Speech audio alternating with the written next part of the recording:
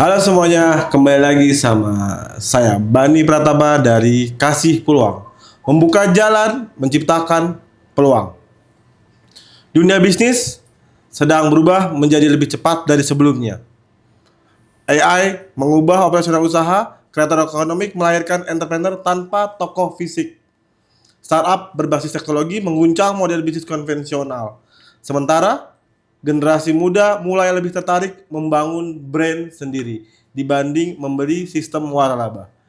Di tengah perubahan itu, muncul pertanyaan yang mengusik. Apakah bisnis franchise masih relevan di masa depan? Atau hanya warisan masa lalu yang belum selesai berpamitan? Di tengah perubahan itu muncul pertanyaan. Di satu sisi, franchise pernah menjadi simbol ekspansi, kemandirian usaha, dan demokratisasi kewirausahaan. Tetapi, di sisi lain, sebagian menganggap model ini kaku, rentan, stagnasis, dan terdesak oleh ekonomi digital. Namun, benarkah demikian? Atau justru franchise sedang berevolusi menuju bentuk yang lebih tangguh? Oke, kali ini perdana kita akan membahas franchise masihkah relevan? Dan sekarang ini kita kedatangan bintang tamu yang luar biasa. Pelopor franchise di Indonesia yang sudah puluhan tahun membangun bisnis franchise dan sampai saat ini masih berdiri tegak. Kita sambut Mas Hendy Setiono. Assalamualaikum Bani. Halo Mas Hendy. Saya bangga sama Bani. Jadi hari ini senang sekali di Menara Kadin. Kaget, Mas bisa podcast. Ini ada channel baru podcast luar biasa dan kantornya di Menara Kadin ini luar biasa, bangga sekali sama Bani. Memang panutan luar biasa. Hebat, semangat terus, rezeki lancar terus. Amin. Oke Mas Hendy, ini luar biasa nih. Mas Hendy itu pelopor franchise ya. Iya, dari tahun 2003. Mas, gila, itu gimana sih Mas, boleh cerita nggak? Dari apa? Dari gerobak 23 tahun. Luar biasa. Itu dari gimana Mas? Awalnya gimana sih Mas? Jadi enggak sengaja, karena awalnya saya juga baru masuk kampus, baru kuliah. Wow. Tahun itu saya masih kuliah di ITS di Surabaya, mulai bisnis kuliner lah kecil-kecilan. Masih jualan burger, awalnya masih jualan burger. Oh dulu burger malah, Jadi bukan kebab? Belum, sebelum saya buka brand kebab Turki Baba Raffi, awalnya justru jualan burger. Nah, belum ada tuh burger-burger sekarang, karena semua burger kan milik Allah, gitu kan. Nah, zaman itu, saya jualan burger masih tradisional. Iya. Ingat namanya brandnya Yummy Burger. Oh dulu Yummy Burger, oke. Mulai jualan, setahun punya 6 cabang, lumayan Bani. Langsung 6 Mas. Nah, tapi 6 itu punya cabang sendiri ya. Iya. Nah, cuman karena namanya anak mahasiswa, umur masih belasan tahun, baru mulai, belum ada sistem, belum ada manajemen, belum ada teknologi. Sekarang penting banget teknologi ya. Sekarang semua wajib pakai teknologi. Nah, zaman itu karena masih tradisional, jadi 6 itu stagnan. Oke. Akhirnya kita berpikir, wah ini mesti diapain ya? Nah, akhirnya mulailah kita berinovasi, melakukan kreativitas, dan menambah added value dari produk, dan merubah dari bisnis model burger menjadi kebab yang sekarang berjalan. Begitu, Bani. Wow. Berarti 6, tapi 6 itu langsung berjalan langsung menjamur gitu? Setiap 2 bulan sekali buka cabang. Setiap 2 bulan sekali? Jadi zaman tahun 2003 modalnya 4 juta. Jadi saya 4 juta itu saya pakai buat bikin gerobak ya. Awalnya masih gerobak jualan pinggir jalan di depan minimarket. Nah, 2 bulan sudah balik modal. 2 bulan balik modal, BEP-nya 2 bulan. Sudah BEP, bikin lagi cabang kedua gitu kan. Buka lagi, balik modal lagi, buka lagi cabang ketiga dan seterusnya. Nah, sampai di momen punya 6 cabang udah mulai bingung nih, udah mulai stuck karena nggak bisa hanya bermodalkan hanya tanpa sistem kan, hanya modal percaya aja sama karyawan kan, bisnis tanpa sistem bisa ambiar. Apalagi cabang banyak, nggak dikontrol kan. Nah, itu yang akhirnya mulai ya umur masih 19 tahun kan, mulai perlu ada improvement lagi nih gitu. Cikal bakalnya di situ, Pak. Oke. Jadi cuman kira-kira keluh kesah atau apa sih Mas kunci-kuncian di franchise itu biar sistemnya oke? Karena kan memang kekuatan di sistem ya Mas. Nah, akhirnya zaman itu sebenarnya franchise itu baru awal-awal mulai berdiri. Ingat banget pameran franchise pertama kali yang ikut brand-brand dari luar negeri kebanyakan. Jadi brand dari Indonesia itu masih hanya minimarket aja. Seingat saya cuma Indomart, Alfamart, udah. Dan kita termasuk generasi pertama yang mulai menghadirkan opsi franchise. Jadi angkatan zaman 20 tahun lalu ya. selain Indomaret, Alfamart, ada beberapa kita masuk, ada Apotheka 24, Apa tuh tempat? kemudian brand-brand zaman dulu ya, ada Primagama, My Salon, Rudy Hadiswarno Salon, Oke. zaman itu, terus ada TX Travel, ada kemudian Johnny Andrean Salon, nah itu mereka yang juga berkembang sebagai brand lokal. Oke. Nah, baru dari konsep pertama kali kita rilis membentuk satu organisasi, jadi ada asosiasi yang sudah berdiri sebelumnya, yaitu Asosiasi Franchise Indonesia, Oke. dan kita tergabung di sana, barulah kita mulai terbuka, seperti ini ya dunia franchise itu. Jadi zaman 20 tahun lalu, tentu berbeda dengan yang Sekarang. sekarang. Iya, iya, iya. Jadi zaman itu karena opsinya tidak banyak, franchise tidak banyak, sehingga yang menjadi anggota atau member asosiasi lah yang sudah tergabung dalam komunitas franchise. Gitu. Oke. Mas, ini kan sekarang tadi zamannya udah AI Mas, ya. Semua Benar. cepat ya kan. Heeh. Dan banyakan tuh kan pengen teknologi ya. Iya, pengennya tuh sekarang udah kayak nggak mau ngebangun bisnis. Benar. Maksudnya nggak ngebeli sistem ya Mas ya. Pengennya kayak ngebangun brand sendiri. Benar. Kalau dari Mas Hendy kira-kira kiat-kiat terkait tentang franchise untuk anak muda tuh kira-kira masih relevan atau enggak, dan apa sih yang bikin enaknya di bisnis franchise tuh? Ya. Jadi sebenarnya sekarang jauh lebih mudah, apalagi ada teknologi. Oke. Ada AI ini sangat bantu sekali. Zaman saya dulu, saya mau create satu brand gitu ya, satu franchise itu harus melakukan banyak sekali tools yang harus dilengkapi, mulai dari brandingnya, materialnya, logonya, packagingnya, desain-desainnya, semua harus dikerjain. Nah sekarang, karena ada AI, kita udah bisa bikin itu semua dengan instan. Termasuk di bisnis Bani di bidang pengaspalan. Jadi Bani ini pengusaha aspal. Mau hitung berapa biaya, berapa kali berapa gitu kan, tinggal Iya, di foto, dikasih ukuran, langsung keluar biayanya berapa, costnya berapa, dan sebagainya. Franchise juga sama. Jadi sekarang karena sudah banyak teknologi yang mendukung ke sana, meng-create brand itu mudah. Yang sulit adalah mempertahankannya. Jadi menjaga eksistensi, ya contoh, ya brand yang sekarang masih bertahan ya, yang zaman angkatan saya dulu memang tidak banyak. Ya beberapa termasuk salah satunya. Ada Apotheka 24. Warung enggak ya? Warung, nah Jody tuh enggak? warung steak ini tidak franchise. Oh, nggak franchise. Jadi Iya. warung steak ini termasuk yang tidak franchise. Tapi brand-brand franchise lain tidak banyak yang bisa bertahan Iya, sampai 2 dekade. Dulu ada Lela, Ya, itu banyak lah franchise kan, teman-teman ya kan? yang mereka mungkin pada momen Oh, dulu ya. oh, Dan oh. termasuk sekarang. Sehingga sekarang itu kalau bicara launching brand jauh lebih mudah. Yang sulit adalah bagaimana kita mau Mempertahankan, ya. memiliki passion yang sama buat jalanin bidang dan sektor ini. Nah, baru dari situ kita milih apakah franchise bisa jadi opsi buat pengembangan atau tidak. Itu kembali ke Sendiri. DNA bisnis masing-masing. Kalau DNA kita masih mau mengembangkan dengan cara sendiri, bisa juga. Ada loh contoh coffee shop yang sukses dengan mengembangkan cabang sendiri. Namanya Kopi Tuku. Oh iya itu rame tuh. Rame banget kan? Iya, terkenal tuh yang gara-gara dia membeli apa sih yang bikin di stasiun ya? Ya, brandnya ada MRT itu brand naming stasiun rights. ya kan. Nah, tapi ada juga yang berkembang dengan menggandeng investor, Iya, ada yang dapat investasi jutaan dolar dari private equity, dan ada juga yang berkembang dengan sistem franchise. Jadi semua pilihan, dan selama kita bisa membentuk sistem yang baik, sistem yang profesional, ya ini bisa jadi bisnis yang bukan jangka pendek tapi jangka panjang. Oke. Nah, ini ada lagi Mas. Kira-kira kan ini terkait ketangguhan ya Mas. Mas Hendy itu udah 20 tahun. Ya nggak, dulu kita tahunya tuh 1.300 cabang ada di 5 negara ya Mas. Tahun 2003 Bani masih sekolah apa? Waduh Mas, saya pertama kali Mas Hendy itu di kampus Mas.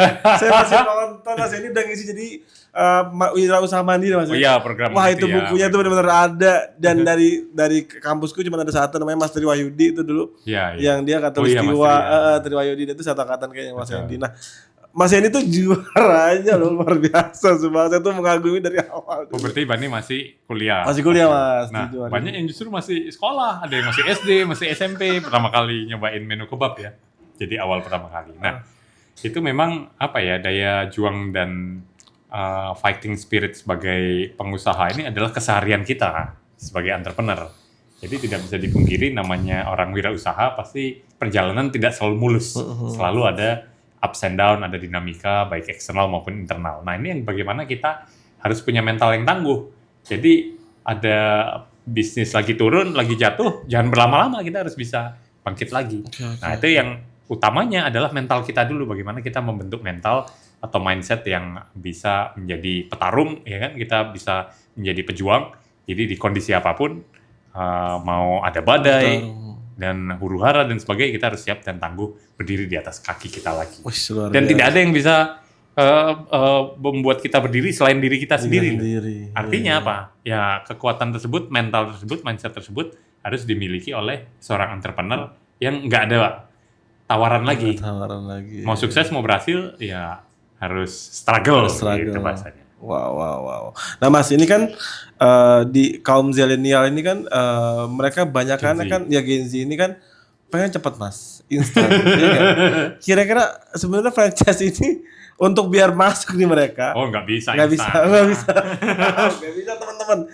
Jadi nggak ada yang instan. Ya. Tapi aku mau belajar. Teman-teman Gen Z itu bisa sukses dengan instan tuh 10 miliar pertama gitu kan. Kalau kita lihat konten-konten di sosmed di TikTok. Wah, udah dapat 10 miliar pertamamu umur berapa? 19 tahun, 20 tahun. Hebat betul gitu kan. Nah ini yang saya juga pengen belajar sebenarnya. Karena tidak ada rumus salah dan benar ya. Kalau prinsip yang saya yakini adalah semua berproses step by step. Untuk menuju kesuksesan itu tidak ada sukses yang instan ya. Kita harus membangun fondasinya satu demi satu dan saya menikmati proses itu. Mungkin jalan hidup saya adalah berkembang dengan cara by proses. Namun tidak sedikit juga teman-teman yang mungkin memiliki keilmuan lebih, Gen Z yang sekarang secara informasi dan teknologi lebih banyak, ada tools AI dan sebagainya. Proses yang saya lalui dalam 10 tahun bisa dipercepat hanya dalam setahun kan. Nah, ini justru kita mau belajar. Kenapa? Saya ambil contoh. Dulu saya mau menganggap mau sukses itu harus buka cabang sebanyak-banyaknya. Sehingga saya bukalah 1000 cabang. 1000 cabang untuk membuka brand kebab Turki Baba Raffi perlu waktu 10 tahun. Bukan waktu yang sebentar. Nah, bayangkan anak-anak muda sekarang.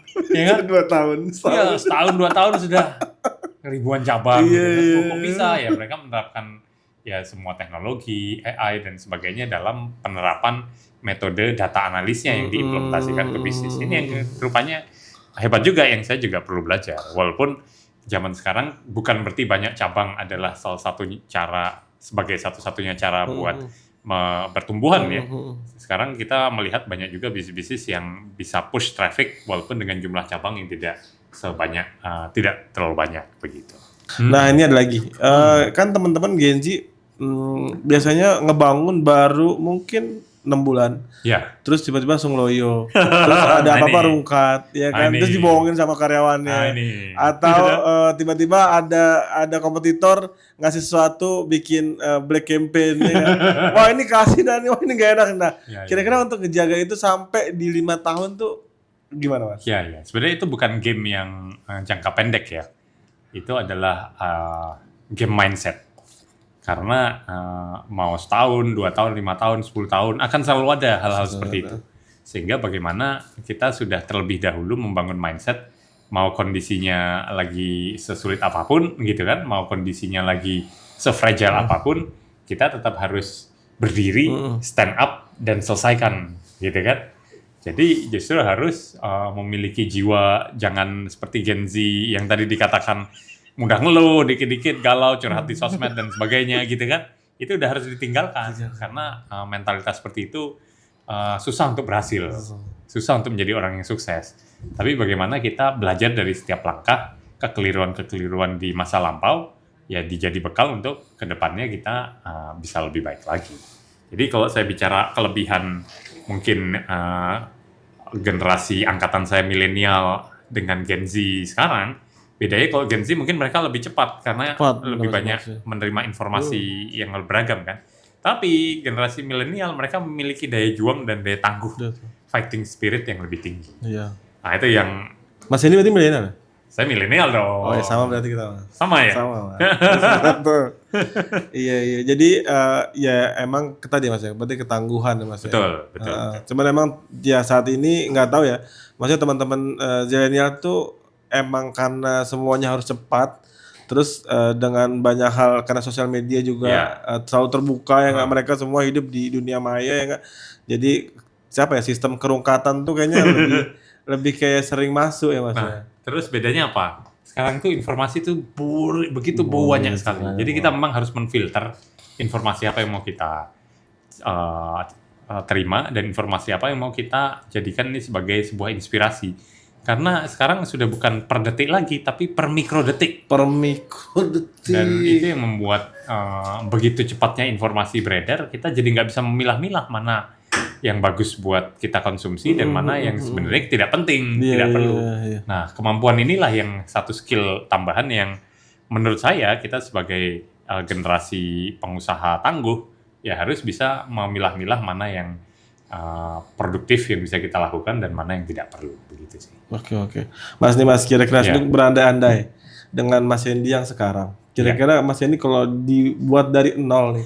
Iya, mulai dari nol lagi. Iya, dari nol. Kira-kira Mas Hendy apa sih? Tapi umurnya kembali muda nggak? Kembali muda. Kalau kembali muda banyak tuh yang paling kecil. Kira-kira apa Mas yang relevan di saat ini di apa ya di kondisi saat ini bisnis yang menurut Mas Hendy yang bakal Mas Hendy jalankan itu apa sih? Kira-kira ini andai-andai. Menarik juga ya. Kalau zaman sekarang ya. Saya akan memilih 2 bisnis. Wih. Kalau sekarang ya, mulai dari nol ya. Satu yang berhubungan dengan AI, ya karena memang sepertinya ke depan masa depan ada di situ, gitu ya. Kedua masih di bidang food, bidang pangan. Saya mungkin akan menjalankan program MBG. Itu konkret loh. Kenapa saya bilang konkret dan bagus? Karena itu ada social impact yang nyata. Itu social impact yang nyata, bayangin. Memberi makan gratis setiap hari ke anak-anak sekolah dengan tujuan mulia supaya mereka ada perbaikan gizi. Tapi di sisi lain mereka juga mendoakan, Kak, mudah-mudahan suatu saat Kak ini ya mendoakan mudah-mudahan diberikan kesehatan selalu, dilancarkan rezekinya terus-menerus tanpa putus gitu kan. Akhirnya banyak yang doain. Jadi itu menurut saya social impact bisnis yang sangat bagus.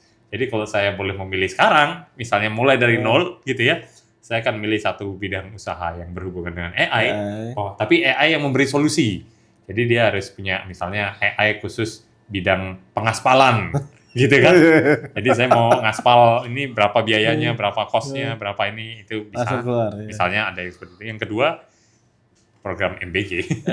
Gak usah mikir market, Bani. Kita gak usah cari pelanggan, gak usah mikir marketing ya kan. Tinggal menjalankan dengan baik dan benar, ikuti prosedurnya, ikuti syarat-syarat yang diberlakukan, udah.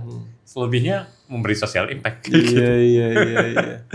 Oke, jadi Mas Hendy itu tadi ya. Pertama AI, kedua program MBG. Nah, pangan, ini, pangan ya. Pokoknya hubungannya sama pangan. Pangan. Kira-kira nih Mas, kalau untuk Gen Z, franchise yang saat ini cocok untuk dijalankan dengan kondisi kecepatannya luar biasa. Ini ada 2. Ada Gen Z yang lagi mau belajar, sama Gen Z yang memang benar-benar mau berkarir dan menjadikan ini sebagai usaha utama.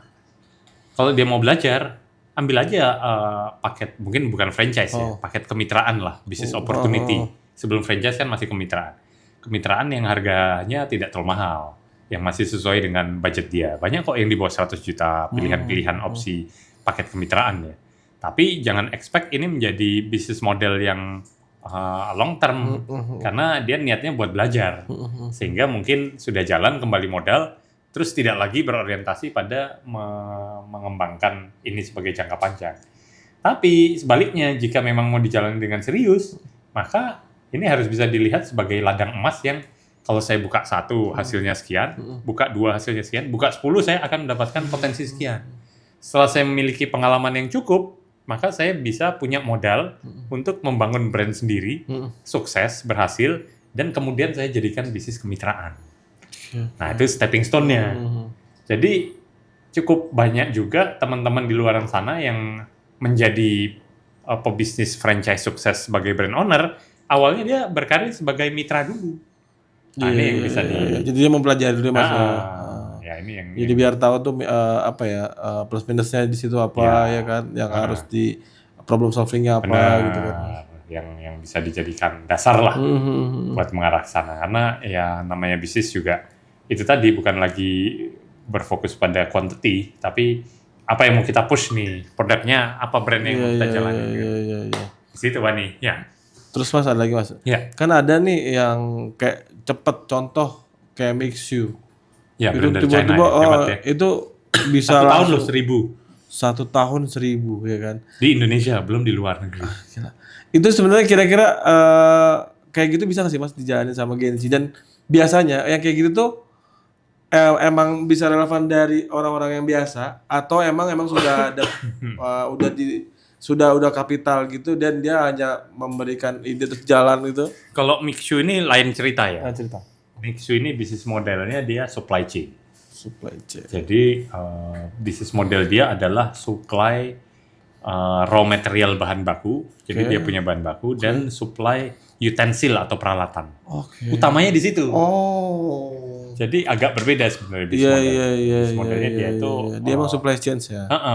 untuk supply chain supaya produksi mereka jual bahan bakunya ini bisa Kemakan terserap. semua terserap. Dan agar utensil yang mereka jual itu juga bisa deliver di market gitu kan. Oh. Nah, bentuknya apa? Akhirnya jadilah paket usaha Mixu ini. Oh. Namun karena fokusnya mereka pada supply chain, dia fokusnya pada production, sehingga fokus dia adalah memproduksi bahan bakunya, Oke. bukan pada brandingnya. Oke. Sehingga mental tersebut terjadi apa? Harganya murah, ya kan? Jual buahnya, ya kan? Yang penting bisa balik modal cepat, ya kan?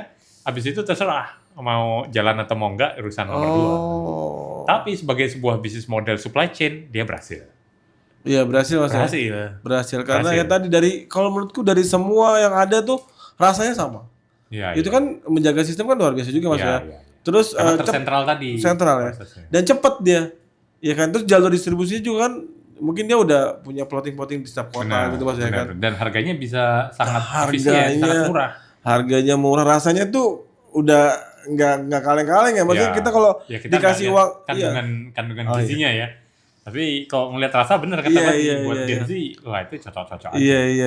Tapi tadi kan Bani kaitkan sama franchise. Iya, Nah, itu iya, bukan iya. bisnis franchise. Mixu itu bukan bisnis franchise. Oh. Bisnis franchise itu kayak gimana? Seperti Subway di luar negeri. Itu franchise. Di luar negeri itu Subway, tahu nggak? Yang buka franchise Subway, Hmm. dia juga yang jaga tokonya.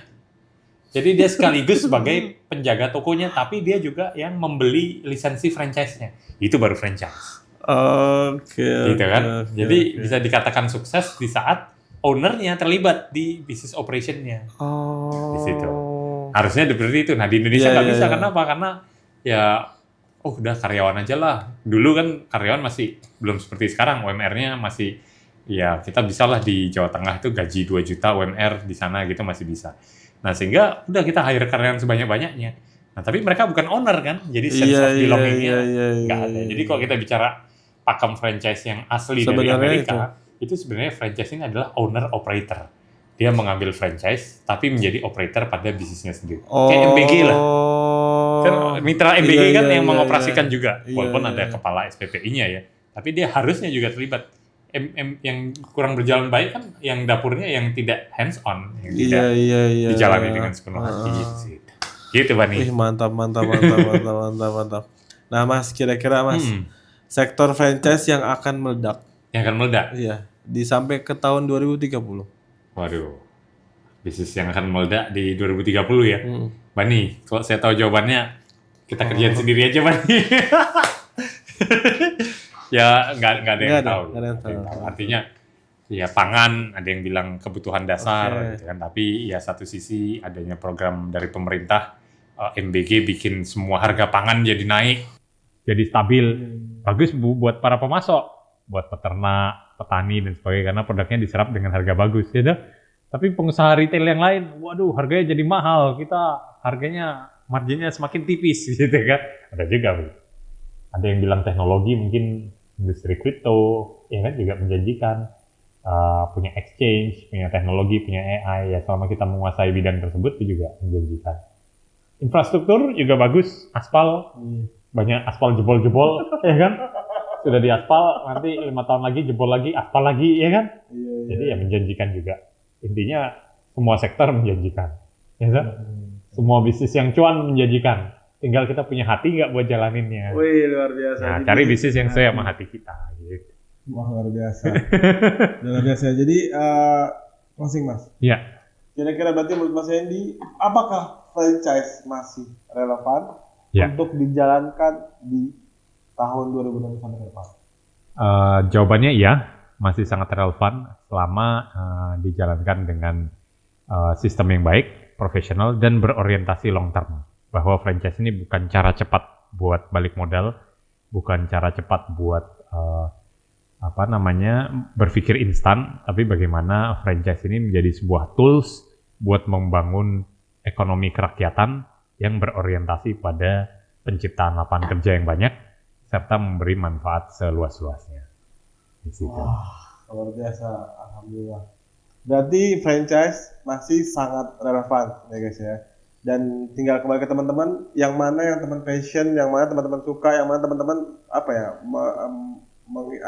mengerti banget di bidangnya, jalanin aja. Betul, gaspol, Gaspol. remblong, Mas 3 kata, semangat, rezeki terus menerus, pantang putus, dan terus berjuang tiada akhir. Oke, terima kasih Mas Hendy. Luar biasa.